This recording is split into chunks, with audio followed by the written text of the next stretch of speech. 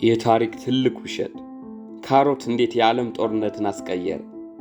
ካሮት መብላት በጨለማ ውስጥ በደንብ ለማየት ይረዳናል ተብላችሁ አድጋችኋል። ይህ ምክር እናታችሁ ወይም ደግሞ አያታችሁ ወይም ዶክተሮች ነግራችሁ ሊሆን ይችላል። ነገር ግን ይህ እውነታ ሳይንሳዊ ግኝት ሳይሆን የዓለም ታሪክ የቀየረ ታላቅ የጦርነት ውሸት እንደሆነ ብነግራችሁ። አዎ፣ በሁለተኛው የዓለም ጦርነት ውስጥ በአውሮፓ ሰማይ ላይ የሚበሩ የጀርመን ጦር አውሮፕላኖች በሌሎች እየተመቱ መውደቅ ጀመሩ። የጀርመን መሪዎች ግራ ገባቸው። እንግሊዘኞች በጨለማ ውስጥ እንዴት ሊያዩ ቻሉ ብለው ጠየቁ። የእንግሊዝ መንግስት የሰጠው መልስ ግን ዓለምን አስገረመ። የእኛ አብራሪዎች በብዛት ካሮት ስለሚመገቡ የዓይናቸው ብርሃን ጨምሯል አሉ። ዛሬ በዚህ ቪዲዮ ይህ የካሮት ውሸት በጀርባው የሸሸገው እውነትና አስገራሚ የቴክኖሎጂ ምስጢር የዓለምን ጦርነት አቅጣጫ እንዴት እንደቀየረና እስከ ዛሬ ድረስ ሁላችንም እንዴት እንዳታለለን በዝርዝር እንመለከታለን። እስከ መጨረሻው አብራችን ቆዩ። የብሪታንያ ከበባና የለንደን ፍርሃት። ታሪኩን በትክክል ለመረዳት በ1940 መመለስ አለብን። ናዚ ጀርመንን አውሮፓ ሙሉ በሙሉ ተቆጣጥራለች። ፈረንሳይ ወድቃለች። አዶልፍ ሂትለር ቀጣይም አይኑን የጣለው በእንግሊዝ ብሪታንያ ላይ ነበር። ሂትለር እንግሊዝን በጦርነት ለማንበርከክ ኦፕሬሽን ሲሊንደር የተባለ እቅድ አወጣ። ሂትለር ያደረገው ነገር ቢኖር የብሪታንያ ከተሞች፣ ፋብሪካዎች፣ ወደቦችና በአውሮፕላን ማጋየት ነበር። ይህ የታሪክ ክስተት ዘ ብሊትዝ ይባላል። በየቀኑና በየሌሊቱ በሺዎች የሚቆጠሩ የጀርመን አውሮፕላኖች ለንደን ጨምሮ በርካታ ከተሞች ላይ ቦምብ ያዘንቡ ነበር። በተለይ በሌሊት የሚደረግ ጥቃት ለእንግሊዝ የራስ ምታት ሆነ። በወቅቱ በጨለማ ሰማይ ላይ የሚበርን አውሮፕላን አይቶ ለመምታት ፈጽሞ የማይቻል ነበር። የብሪታንያ ሕዝብ በሌሊት ሳይተኛ መብራቶቹን በሙሉ አጥፍቶ በጨለማ ውስጥ ይደበቅ ነበር። እንግሊዝ የመውደቅ አደጋ ተጋርጦባት ነበር። የብሪታንያ ጠቅላይ ሚኒስትር ዊንስተን ቸርችል ሀገራቸውን ለማዳን መፍትሄ ይፈልጉ ነበር። በዚያ አስቸጋሪ ወቅት ግን የእንግሊዝ ሳይንቲስቶች በምስጢር አንድ ተአምር ሰሩ።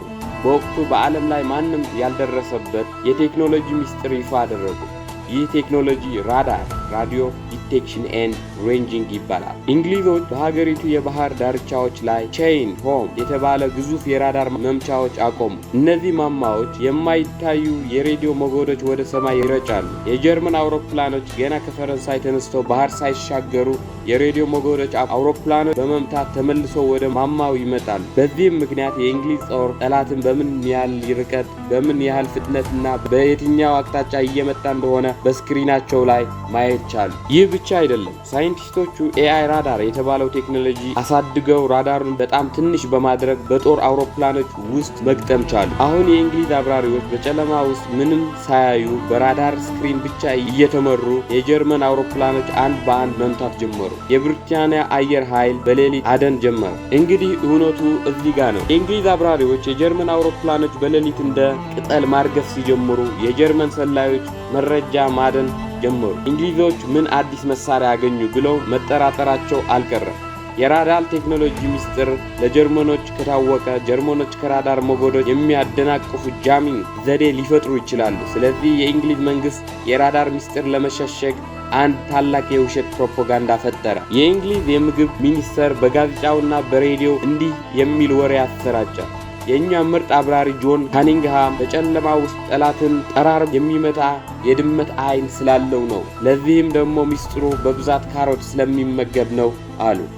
ይህ ውሸት በጣም የተቀነባበረ ነበር። መንግስት ህዝቡ በቤቱ በብዛት ካሮት እንዲተክልና እንዲመገብ ሰፊ ዘመቻ አደረገ። ካሮት በጨለማ እንድታዩ ያደርጋችኋል፣ በቦምብ ታሞልቶ አይናችሁ ይበራል አላቸው። ይህ ወሬ ልክ እንደ ሰደድ እሳት ተሰራጨ። የጀርመን ሰላዮች ይህን መረጃ ሰሙ።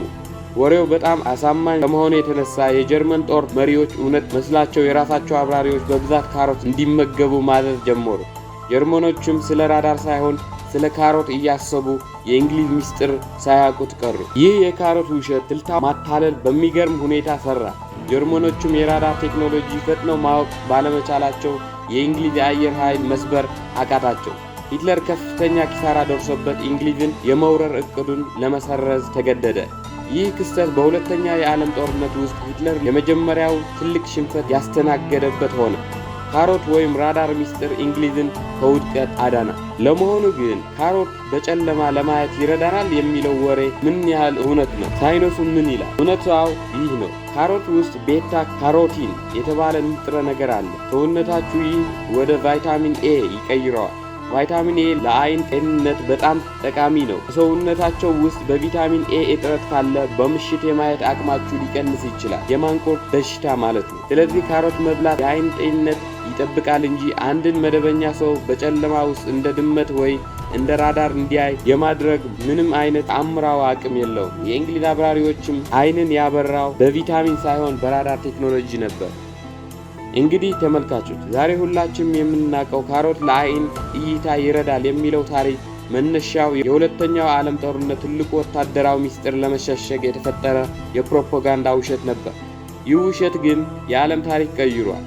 የናዚን ጦር አሸንፏል። እናንተስ ይህን ታሪክ ከዚህ በፊት ታውቁ ነበር? ካሮትስ በብዛት ትወዳላችሁ?